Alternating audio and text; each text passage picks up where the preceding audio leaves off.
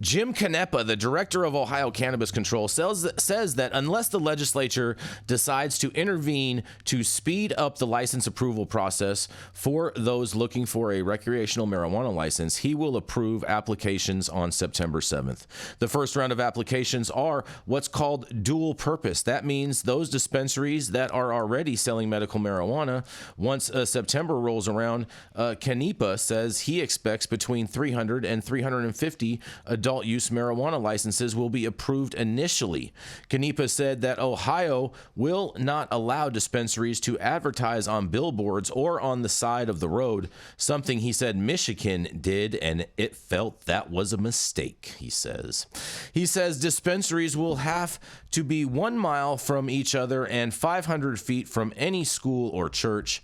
As for its impact on the black market, Canepa believes it will drive customers away from the illegal seller and explained why. In quotes, he says, if there are customers who have a choice between getting products that are tested for pesticides and heavy metals and molds and bacteria, E. coli, and a product that is legal and tested and safe and sold by someone with a permit who is required to follow the law versus some underground exchange in an alley, I think the choice is pretty clear, Canepa said.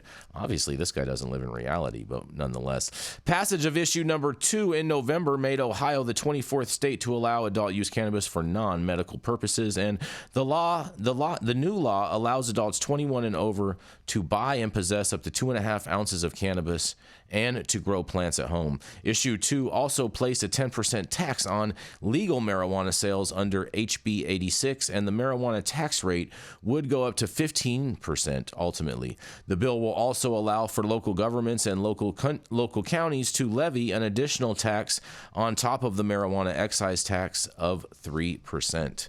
Well, I'll tell you that right there. There's 2 great reasons on why people would definitely choose that back alleyway over a legal shop. But nonetheless, this is just crazy. Just let them be on billboards. What is the big deal, you guys? I mean, strip clubs have billboards. Sex shops have billboards. I mean, I've driven on a highway and seen just a naked woman across the billboard promoting a strip club. Yeah, but that's in Las Vegas. That's in Nevada. This is going to get repealed. This is going to get repealed in a quickness, because Michigan is already Michigan dispensaries already have billboards in Ohio to get better weed. Yeah, but they in Michigan. Oh, so you're telling me that the state of Ohio wouldn't have any jurisdiction on them advertising in there? Yeah, because they're not Ohio dispensaries. Ohio dispensaries can't use billboards, but billboards are already being used by Michigan dispensaries, telling them to go to Michigan for better weed. Oh man, I'm not mad. And I think they should advertise too that they actually sell Ace. I think that would be a good selling point. It'll be another loss for Ohio to Michigan. I don't think it's going to stand.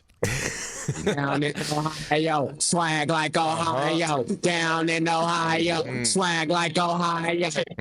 Swag I see it, bro. I see exactly what you're talking about. There's going to be a big football game, I think, that's going to decide the ultimate outcome of this, Rico.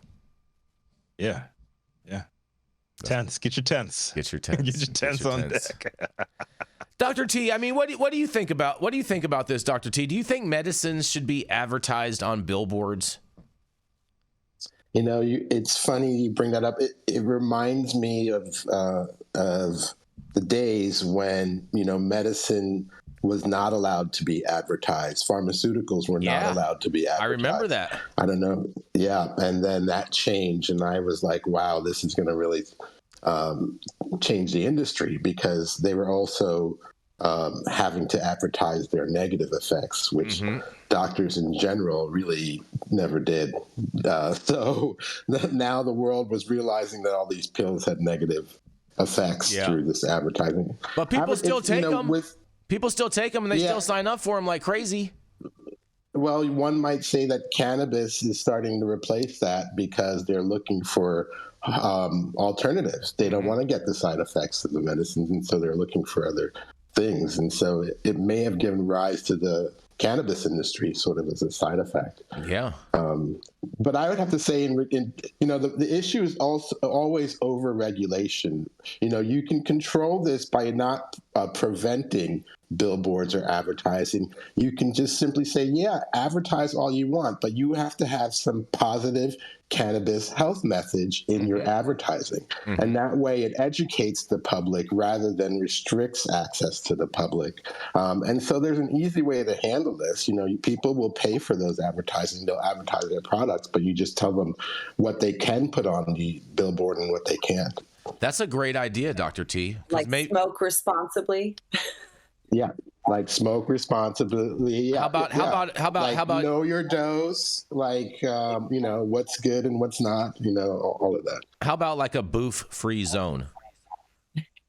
Well, we got to decide what booth is first. We're getting there. We're getting there. We got to classify and decide. I could teach you all about this. I could spot booth a mile away, Dr. T. I can show you how and tell you which bags not to touch. Well, the world would appreciate your perspective. It's just that we need maybe just an objective measurement rather than Jason's eyes. I'm extremely objective. Because you just don't have enough eyes to go around the world. Are you telling me I got to start wearing glasses? You telling me I got to start wearing glasses?